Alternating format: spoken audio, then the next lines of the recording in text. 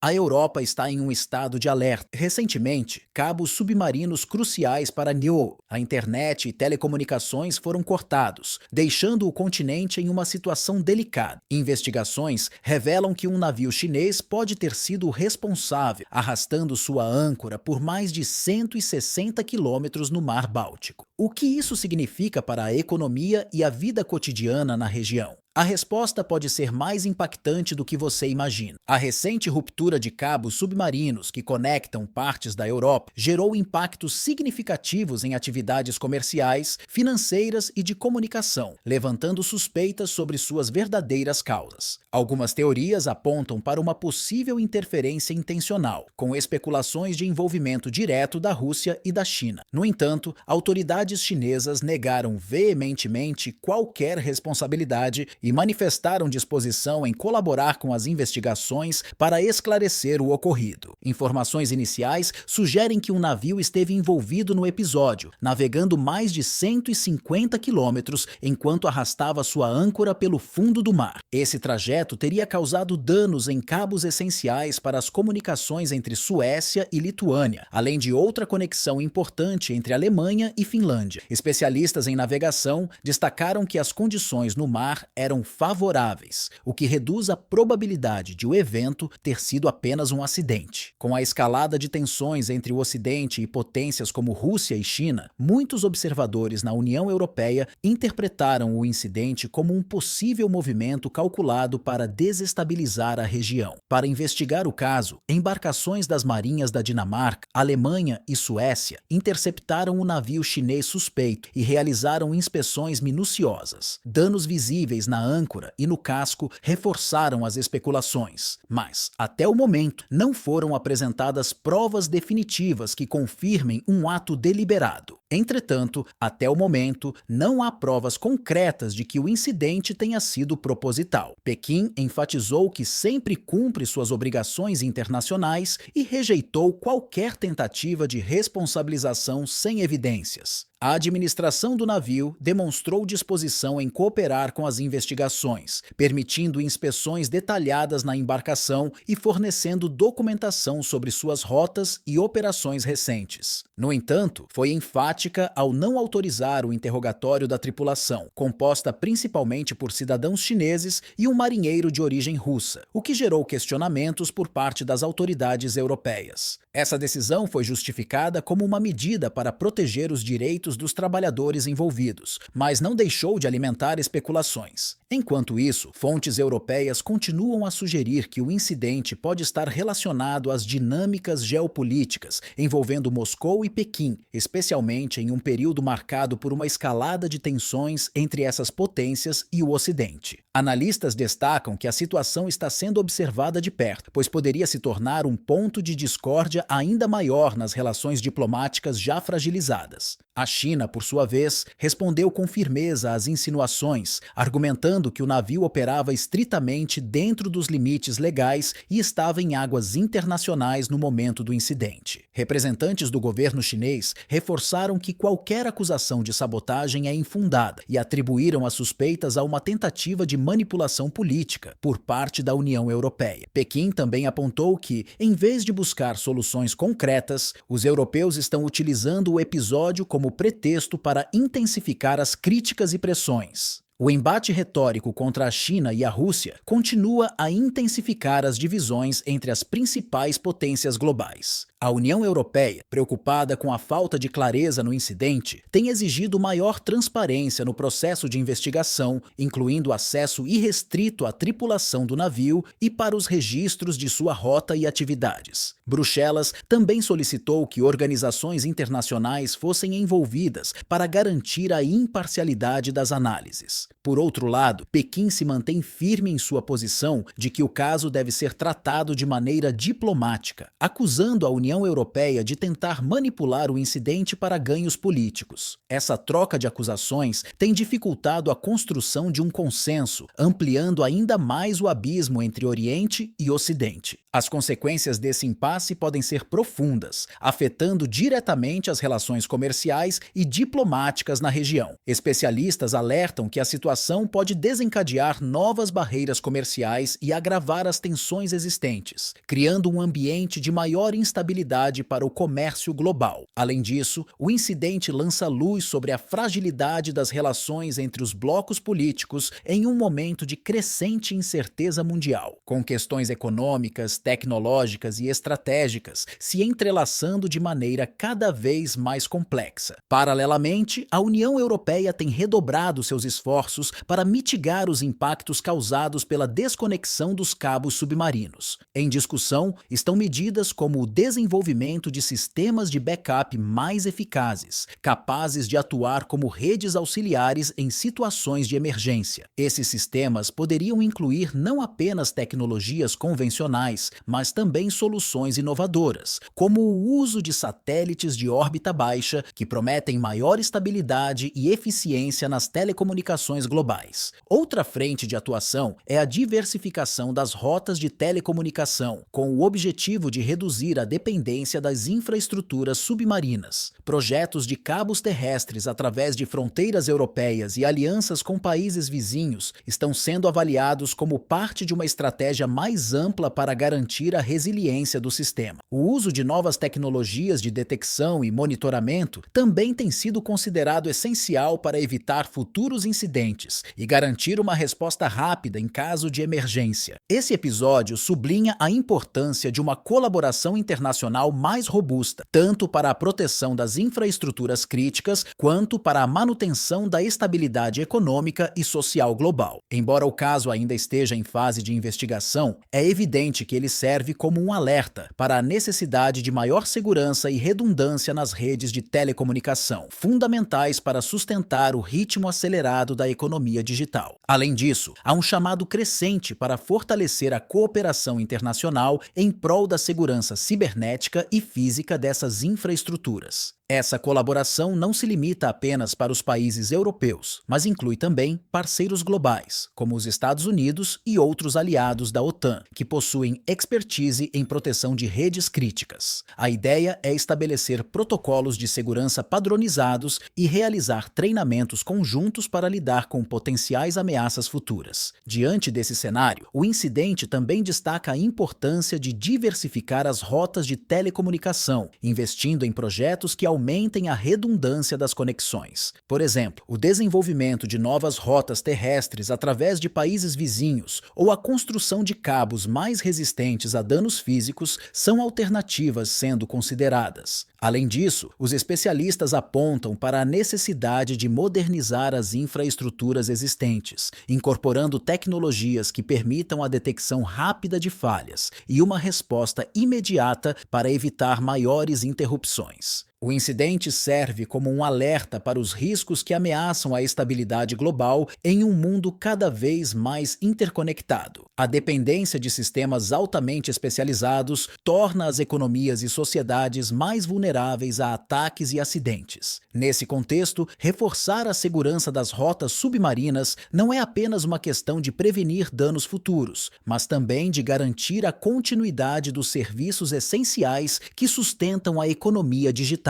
Embora as investigações ainda não tenham chegado a uma conclusão definitiva, o episódio deixa claro que é urgente repensar a maneira como as comunicações globais são estruturadas e protegidas.